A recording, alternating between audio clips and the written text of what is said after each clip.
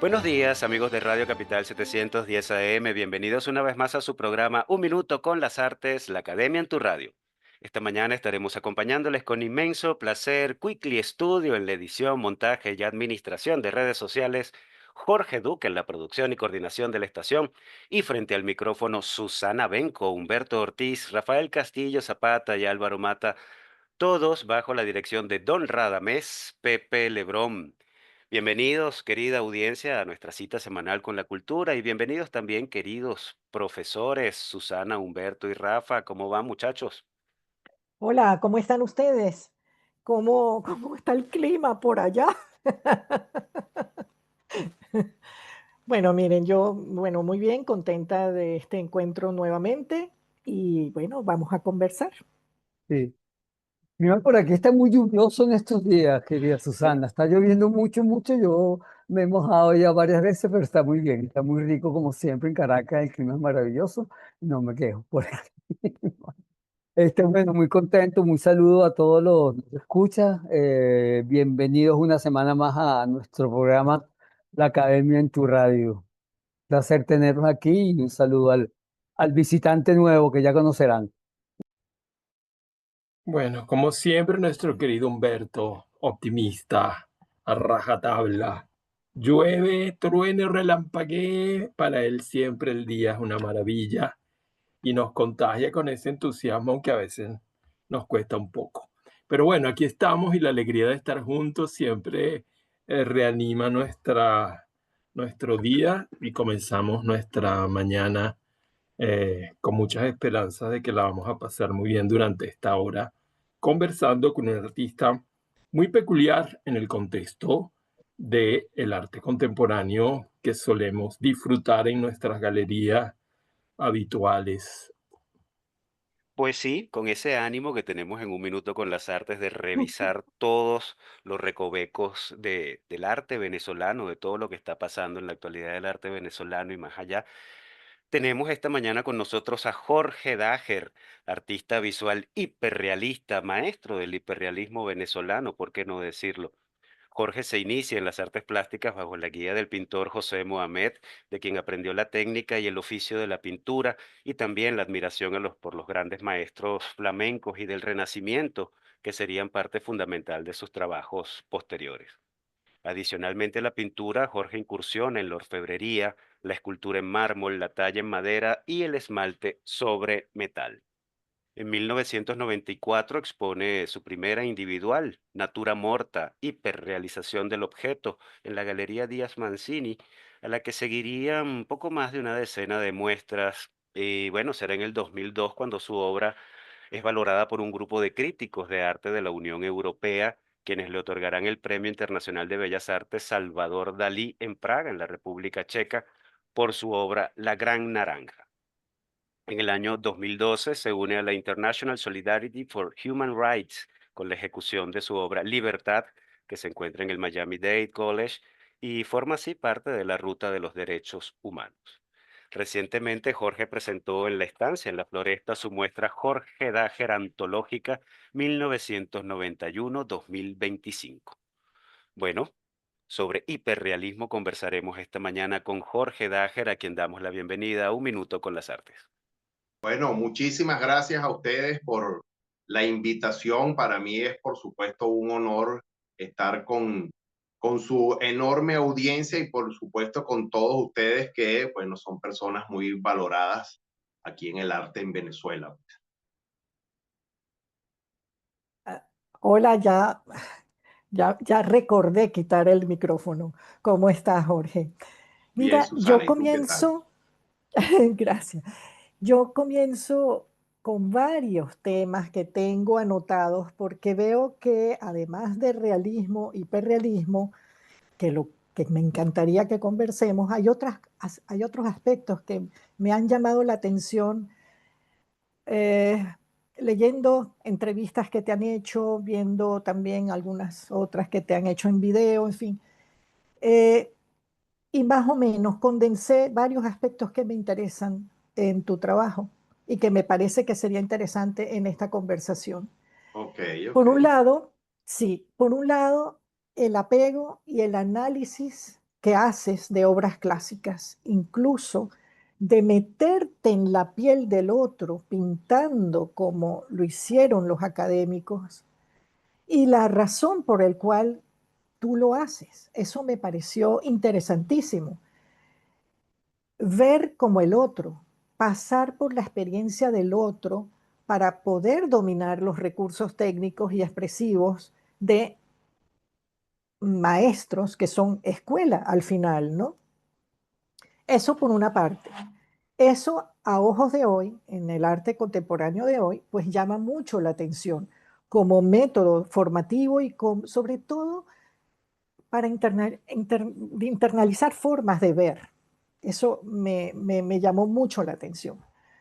Por otro lado, esta sujeción, vamos a decir, por la academia, se ve contrarrestada por un interés actual en relación con la tecnología de integrar recursos tecnológicos para poder percibir y apreciar la pintura de otra manera. Sobre eso, bueno, vamos a hablarlo más adelante. Entonces, precisamente aquí vengo al otro tema que me encantaría que hablemos. ¿Cómo explicas la diferencia entre realismo e hiperrealismo? Porque los límites son estrechos, por un lado. Pero además en tu trabajo yo siento que confluyen otras corrientes, como por ejemplo el pop art, entendido como uso de imágenes de productos de consumo popular. El trabajo que tú haces con la escala es muy particular, con la escala de los objetos que pintas, que representas.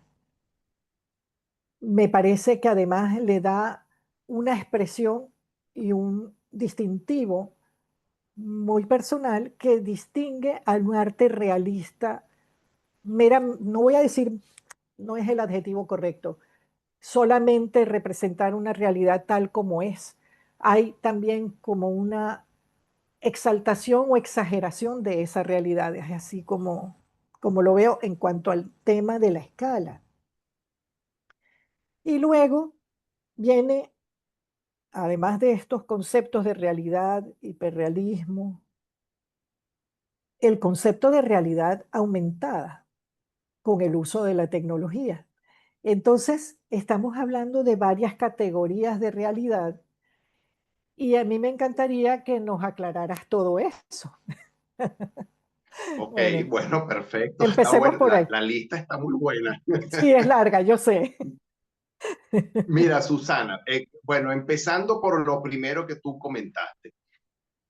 Tú sabes que yo siempre he creído, pues, que el artista debe ser una persona extremadamente curiosa, una persona que tiene que ser un verdadero explorador, no solo de sí mismo, por supuesto que eso es sumamente importante, porque qué es para mí una obra? Una obra es la representación de lo que yo soy, de lo que yo llevo por dentro, mis inquietudes, mis pensamientos, mis sentimientos. Entonces, por supuesto, para poder salcar, aflorar todo eso, tienes que explorarte a ti mismo. Pero también tienes que ser un explorador de ti hacia afuera. En cuanto, por ejemplo, que yo creo que el mejor maestro de todo pintor realista o figurativo tiene que ser la observación. Entonces, cuando uno observa desde el punto de vista de un artista, por supuesto estás viendo también cómo observaron otros grandes maestros, como maestros que están en la historia universal del arte. Entonces, por supuesto, la pregunta es inevitable. ¿Cómo, por ejemplo, tal maestro resolvió tal coyuntura en una composición? Obviamente, estos maestros no están vivos para hacerles la pregunta, lamentablemente, pero está su obra. Entonces, ¿qué mejor manera de aprender que abordando su propia obra? Se hace la composición que él hizo tratando de conjugar la paleta de colores que él utilizó y tratando pues de imitar su trabajo. Al ir evolucionando, desarrollándose el trabajo cuando uno llega al punto que uno quería aclarar. La observación del trabajo de él te va a dar la respuesta y dice, ah, mira, Rembrandt, por ejemplo, solucionó esto de esta manera. Jamás se me hubiese ocurrido, pero mira qué genial Rembrandt como lo hizo. Y uno va aprendiendo de los grandes maestros.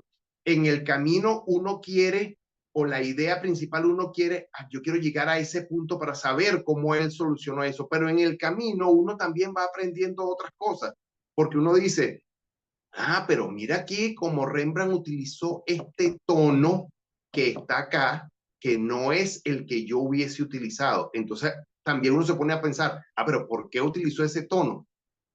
Y las respuestas son las más increíbles. Por ejemplo, Rembrandt utilizaba muchos tonos de el ambiente y de la naturaleza de su país en los Países Bajos, que no tienen nada que ver con la luz ni los colores de nosotros aquí en el trópico.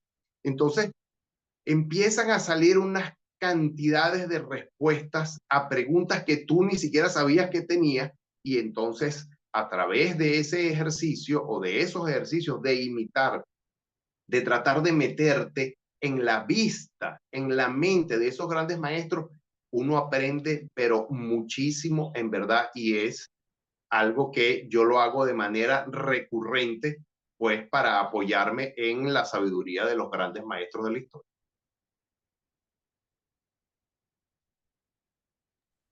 Me Bueno, imagino. eso que hace nuestro querido amigo Jorge Dager es lo que han hecho los grandes pintores de la historia. Ningún pintor aprende de sí mismo sino en relación con los maestros. Y creo que, bueno, eso que nos estás diciendo forma parte de la educación de todo artista, ¿no? Vincularse a los antepasados.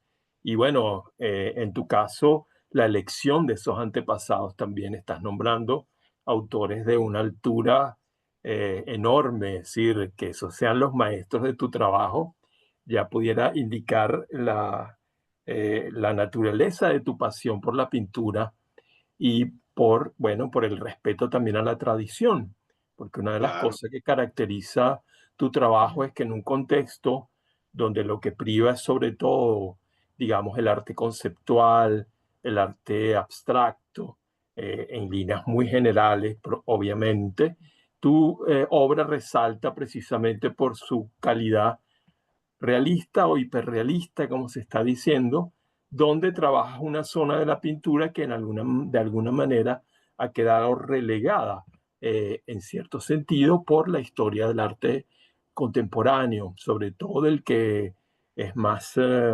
visible en los espacios de las galerías e incluso de los museos. Entonces estás también de alguna manera como trabajando a contracorriente, aunque ahora estamos viviendo también un revival de la figuración y tenemos un grupo de jóvenes artistas que están haciendo arte realista e hiperrealista, como el tuyo, que creo que, bueno, eso indica que tú en ese campo de alguna manera has sido un pionero y que de alguna manera tú has sostenido la tradición en medio, porque tienes ya 30 años de actividad y durante esos 30 años, quizás muchos de esos 30 años, la pintura figurativa no era protagónica en el contexto del campo cultural venezolano al menos, y tú seguiste batallando en esa zona. Hoy te puedes dar el lujo de presentar una antológica de 30 años de trabajo en la que los jóvenes que ahora están explorando el ámbito de la figuración, no podría decir que hay una fuerte tendencia a la figuración urbana, sobre todo los pintores, jóvenes pintores de Maracaibo, ¿verdad? Que no podría decir que hay una escuela de Maracaibo del realismo urbano, de pintar la ciudad, etcétera, etcétera. Y bueno, ahí tú estarías como una especie de pionero y de modelo de persistencia en un modo de hacer pintura que de alguna manera ha sido desplazado, ¿no?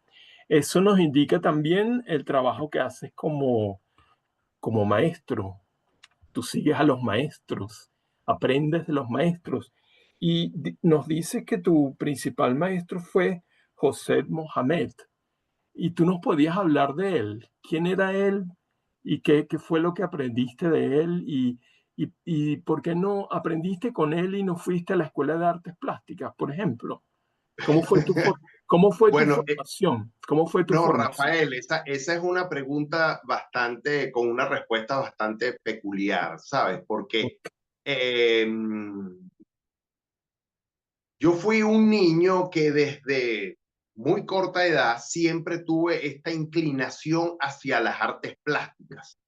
Y mi madre, muy responsable, siempre observando a sus crías, pues, ¿no? Se dio cuenta de esto y en una casa en la Florida, el señor José Mohamed tenía pues una pequeña academia donde él daba clases y entonces mi madre pues me inscribió allí. Lo conocí, estuve como un año allí, pero después por razones de la vida pues entonces no fui más, entonces bueno, el bachillerato llegó, me puse a estudiar otras cosas y tal y qué sé yo, hasta que por supuesto esa inquietud a la que todo artista debe obedecer, pues empezó a tomar las riendas de mi conciencia y me dijo, no, es que tú no tienes que estar viendo para los lados, tú tienes que ser pintor. Cuando yo quiero ser pintor, que lo decido, abandono todo. De hecho, estaba estudiando en la universidad, la pasé para la noche para poder estudiar, porque ya yo había ido nuevamente a casa de José Mohamed y él me había aceptado como único alumno porque había cerrado su academia. Estaba pintando únicamente el taller. Y me acepta para que vaya a pintar durante el día y yo paso en la universidad para la noche, para terminar pues de la carrera.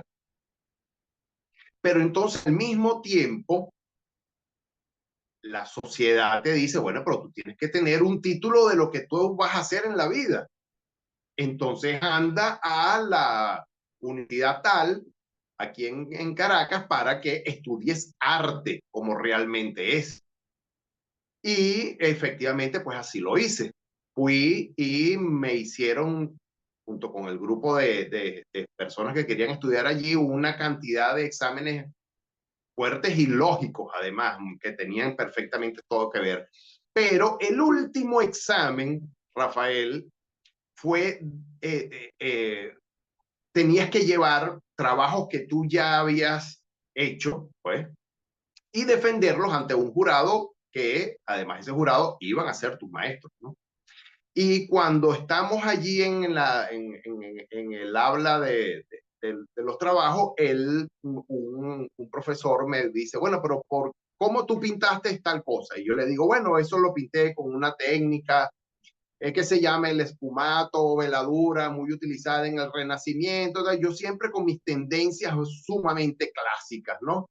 Y entonces él me dice, sí, pero es que aquí te vas a tener que olvidar de todo eso, porque aquí lo que vamos a enseñarte es arte conceptual, rayas, unos manchones, unas cosas y tal. Y entonces entramos en una discusión que yo les decía, bueno, si no, yo digo que no digo que eso esté mal, pero yo creo que todo el que termine, por ejemplo, como Picasso, en el cubismo, tiene que empezar pues desde un principio. Yo le decía, tú no puedes empezar a correr si tú primero no aprendes a gatear.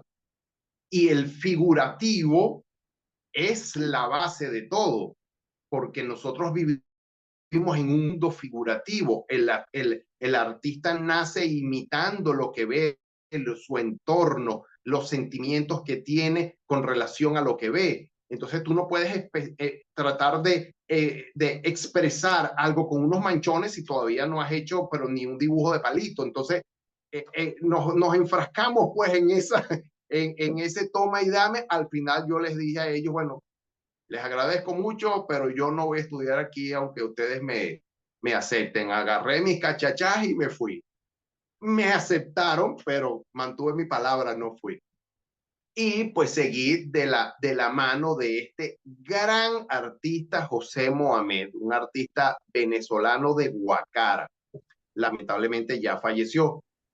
Okay. que fue pues realmente un tutor especial, pero especial de verdad, con decirte que, por ejemplo, él no solamente me enseñaba a mí las técnicas de la pintura, sino que, por ejemplo, yo iba de lunes a lunes a su casa y 2 días a la semana no me permitía pintar. Un día era para que yo me sentara al lado de él a verlo pintar.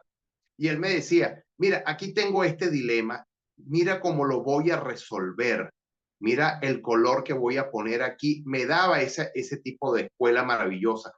Otro día que no permitía pintar era para leer poesía y ver películas de antología de Pierpaolo Pasolini, ese tipo de cosas, porque él me decía, cuestión que es verdad, el arte no es la pintura exclusivamente, ni la escultura exclusivamente. El arte es una manera de ver el mundo, una manera de tú desarrollar tu mente, y el arte es muy amplia. Entonces hay que enfocar la mente también en otras manifestaciones artísticas. Entonces ese fue el tipo de escuela que José Mohamed me dio. Y pues entonces es algo que yo le agradezco muchísimo, porque al pasar los años pues me di cuenta que todo lo que me decía era verdad, aunque en aquel momento la mente del muchacho ansioso lo que quería era agarrar los pinceles y seguir pintando, ¿no? Pero pues los ímpetus hay que domarlos para poder manipularlos mejor después.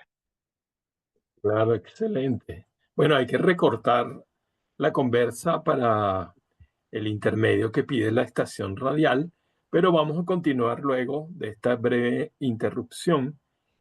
Bueno, yo puedo seguir, pero igual mis compañeros también pueden tomar la palabra. Ya nos encontramos de nuevo. Vamos a hacer la pausa musical, vamos a escuchar El Claro de Luna de Beethoven con Claudio Arrau, los compromisos comerciales de la emisora, y continuamos nuestra conversación con Jorge Dager.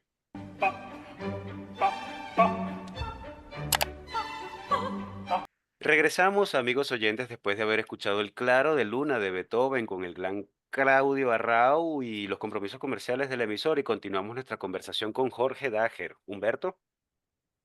Sí, Jorge, un placer tenerte aquí con nosotros. Mira, yo quería retomar un poco la conversación que dejaste con Susana, que habías empezado con Susana, con respecto al realismo y al hiperrealismo, y a una cosa que me parece muy importante que apuntó Susana, que es un realismo, pero que se enfoca como en las cosas pequeñas y las agranda, cambian las magnitudes de esa realidad que me llama mucho la atención.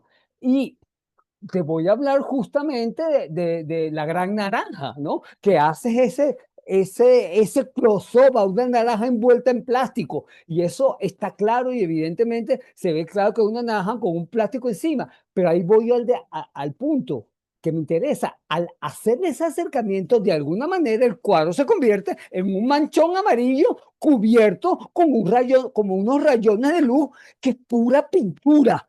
Y es casi pintura abstracta de cierta manera, que uno puede hacer la referencia a por el título, a una naranja envuelta, pero eso es un trabajo técnico muy puramente técnico, es un hiperrealismo o un realismo exageradísimo. Entonces ahí es donde voy yo, ¿no? El realismo y el hiperrealismo. ¿De acaso el hiperrealismo no empuja hacia una abstracción de la realidad? También pregunto. Yo solo pregunto. Mira, Humberto, en Ajá. cuanto, por ejemplo, al close-up, llamémoslo así, pues, o al Así, el acercamiento. acercamiento forzado que yo le hago a los elementos, yo lo hago por dos razones fundamentales. Una, por supuesto, es porque cuando uno ve un elemento magnificado en sus dimensiones, te causa un impacto y te atrae, pues, ¿no? Porque es algo que tú dices, bueno, yo nunca he visto una naranja de este tamaño, entonces te llama la atención. Lo que es diferente llama la atención. Y la otra razón es que a mí me gusta mucho, porque disfruto mi trabajo, porque amo pasar media hora haciendo un centímetro cuadrado. los detalles de los elementos. Entonces, cuando yo magnifico esas dimensiones, estoy magnificando los detalles, que puedo verlos mejor, puedo estudiarlos y puedo entenderlos mejor. Entonces, para yo poder mostrar de una manera más fiel, llamémoslo así, un detalle, lo magnifico y ese detalle es enorme y lo puedo mostrar. Pero eso también tiene un gran problema, que si tú cometes allí un error, es un gran error porque lo magnificaste también, ¿me entiendes? Entonces hay que ir con pasos pequeños para poder mostrar las cosas como son y no cometer unos grandes errores allí, ¿no? Justamente ahí es donde voy. Entonces, de alguna manera, esa búsqueda de la perfección del detalle te convierte la realidad en otra cosa también un poquito. El juego con la realidad tampoco es que estás rescatando la realidad. De alguna manera estás exagerando es una pregunta, exagerando una realidad y a eso que podemos Sí, llamar sí, no, no, hiperrealismo. totalmente. Hiperrealismo, pregunto, a eso llamamos hiperrealismo, a esa exageración del detalle, que es lo que pasa también con las metras. Cuando usas esa Sí, metra que está golpeando a otra, entonces se ve todo, todos jugamos metras, bueno, o canicas, como le dicen en las entrevistas. Todos jugamos a las canicas y los golpes con la tierra y saltar a la tierra y el golpe de una con la otra. sí, Y tú detallas eso muy justamente esa explosión del golpe de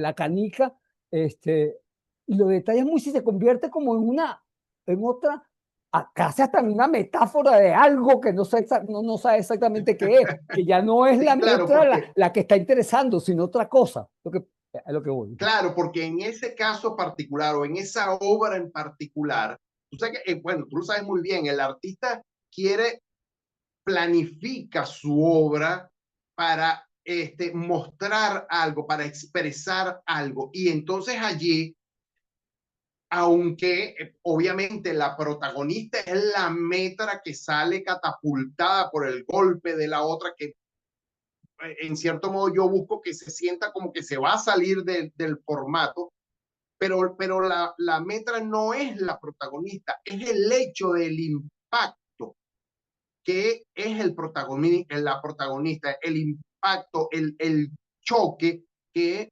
catapulta, pero una cantidad de piedras, de arena, y genera un movimiento en el cuadro producido pues por ese impacto. Incluso si se puede ver el niño que está al fondo desenfocado. Él no es aunque él es el protagonista del lanzamiento, más no es el protagonista de la composición. El protagonista de composición es la sensación de choque entre los dos elementos y al mismo tiempo, pues, tratar de producir, creo que de mi generación hacia atrás, no hacia adelante, lamentablemente, un recuerdo bonito de cuando nosotros estábamos todo el tiempo lleno de tierra jugando metras y ruchándole la metra al otro para ganársela, ¿me entiendes? Entonces ese es el sentido de esa obra allí. Pues. Sí, pero vuelvo a decir, una realidad de alguna manera, es una realidad, evidentemente. Yo me acordé porque yo fui gran jugador de metra. Yo jugué mi Ok, metra a toda mi vida y ya tiene la rayita y el rayo y sacar las sí, metras sí, sí, sí, del triángulo y todo eso. tal cual. Todo eso lo jugué yo. Pero ahí voy al realismo y al hiperrealismo, Susana, y te cedo la palabra. ¿Cómo manipular ahí los conceptos? Porque justamente yo quería saber cuando algo es realismo, que yo lo siento como tal como la cosa es, sin mucha exaltación, sino como es. Para luego tiene que haber un elemento que va más allá para que esa realidad sea hiper realidad. Claro, Y ese exactamente. momento es el que yo quisiera conocer cómo pasa en ti. Cuando sientes que haces una obra realista a una obra hiperrealista, e inclusive llega un momento en que si estamos hablando de una visión de realidad aumentada, casi que me atrevo a decir que es un nuevo surrealismo, porque hay algo mágico en todo esto. Sí, sí, sí, te entiendo perfectamente. Mira, Susana, por ejemplo, en mi concepto, pues, ¿no? Yo no soy, digamos que 100% hiperrealista. ¿Por qué? Porque hablando técnicamente, el hiperrealismo es aquella técnica que compite por la fotografía. De hecho, nació por eso, para competir con la fotografía.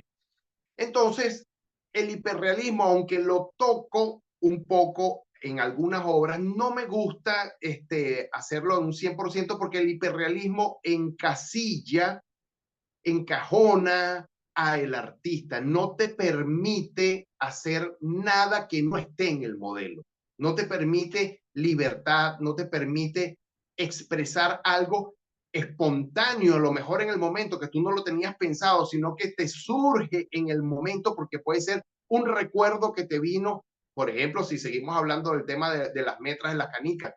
Ah, yo me acuerdo que esto era así y no estaba pensado, sino que esa información te vino como un relámpago. El hiperrealismo no te permite esa cosa, porque tú te tienes que atener exclusivamente al modelo, porque tiene que parecer el trabajo final una fotografía. Entonces, yo sí lo utilizo, el hiperrealismo, pero lo utilizo a veces en detalles en una obra. Por ejemplo, yo hago un cuadro de unas metras X, pero, por ejemplo, la firma mía la hago como que si yo la hubiese puesto en un papelito pegado sobre el cuadro con un tape. Ese detalle yo lo hago hiperrealista. ¿Para qué? Pues para jugar un poco con el espectador. Hay unos trabajos recientes que hice donde tú mencionaste, por ejemplo, el pop art, que me gustó tocar bastante el pop art, es representación de objetos, chucherías, por ejemplo. Todas las chucherías que nosotros conocemos, ok, que se vean que está pintado, pero al mismo tiempo, entonces yo agarro ese cuadro y le hago de manera hiperrealista, como que si el cuadro está envuelto, semi embalado con plástico. Entonces, ese plástico, además, para romper a un poco más lo que sería el concepto clásico que la gente llevaría, yo le hago unas extensiones al plástico que se salen del formato con resina epóxica para que el plástico, esa envoltura, ese embalaje se salga, como es en la realidad, del formato rectangular, por ejemplo, de la obra. Entonces, claro, ahí ya entramos a lo que sería el trampantojo, que es la trampa a el ojo. ¿Por qué lo hago yo? Eso sí es más un hiperrealismo, para jugar con el espectador. Cuando el espectador ve la obra, así a lo mejor sin prestarle mucha atención, dice, cónchale, esto está embalado. Pero cuando el espectador se da cuenta de que en realidad es parte de la obra, se rompe como el hielo entre el espectador y la obra, porque el espectador se da cuenta cuál es la intención de esa obra, es engañarte y que tú te des cuenta, pues, que has sido engañado. Y entonces se rompe más o menos esa distancia entre la obra y el espectador, ¿entiendes? Como que voy a tener que retomar los micros de engañar al ojo. Yo hice una serie. Jorge, No, ahora que chévere. mencionaste el detalle y que puedes pasar media hora en pintando un centímetro cuadrado de detalle, a mí me gustaría hurgar un poco en tu proceso creativo, que sabemos que en cada artista es distinto, sin duda, aunque hay elementos que son comunes a todos. En tu caso, yo entiendo que tú primero pintas en tu cabeza. Ahí vas perfilando, vas dándole formas, vas resolviendo los problemas que se puedan presentar y luego, bueno, solo queda llevarlo al lienzo. Con paciencia de franciscano, dices tú, para llegar a una perfección del motivo. Señalas en una entrevista y anotas esta perlita. En el detalle está la espiritualidad de la obra, dices. Bueno, hablemos del proceso creativo, metiendo la lupa en ese detalle que genera la espiritualidad, donde encontramos la espiritualidad de la obra. ¿Cómo es en tu caso? ¿Qué se mueve en tu espíritu al crear? ¿Implica una actitud zen, tal vez, al abordar el detalle durante tanto tiempo? Mira, sí, Álvaro. Bueno, por supuesto, todo empieza con una inquietud, porque tú dices, ok, quiero abordar, por ejemplo, tengo la necesidad, porque todo surge como una necesidad, tengo la necesidad de abordar temas religiosos, por ejemplo. Ok.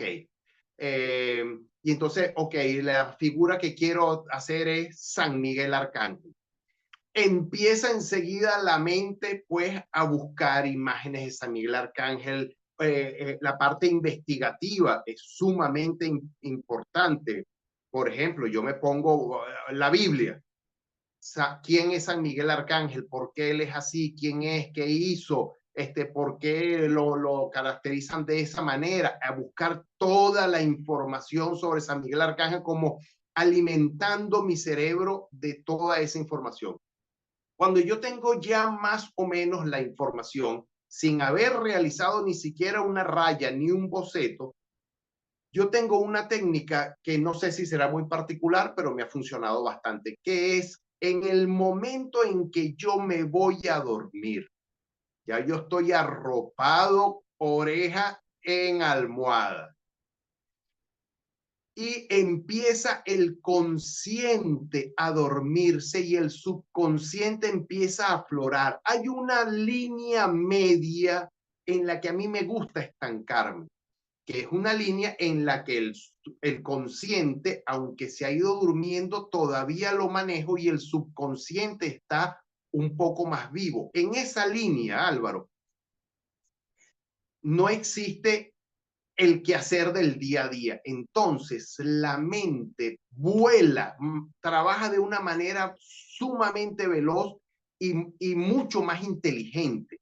Entonces, allí empiezo yo, con toda la información que yo le metí a mi cerebro, empiezo yo a construir mi composición, a hacer mis cuadros.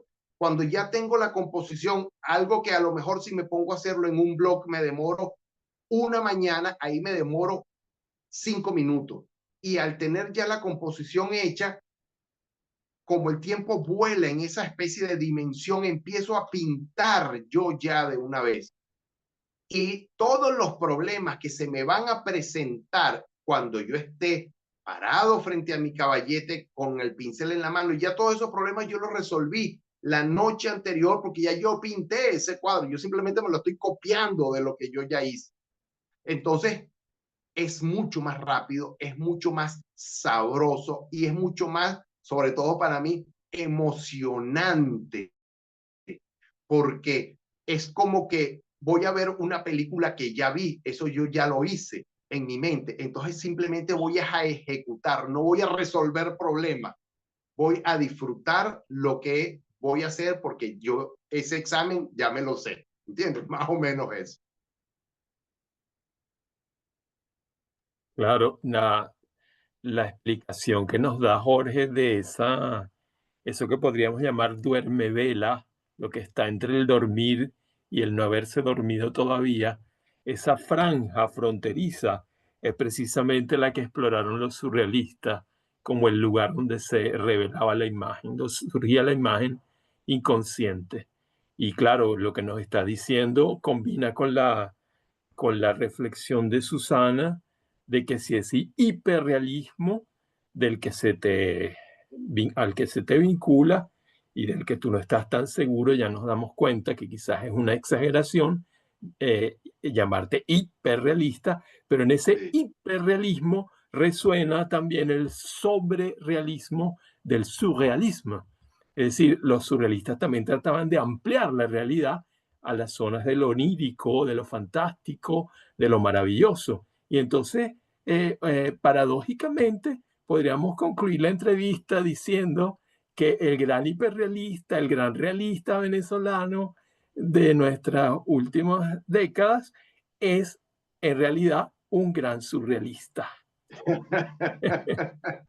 Está muy bueno, gracias. Pero, no, estupenda, estupenda esa reflexión que nos lanzaste, la verdad, muy rica.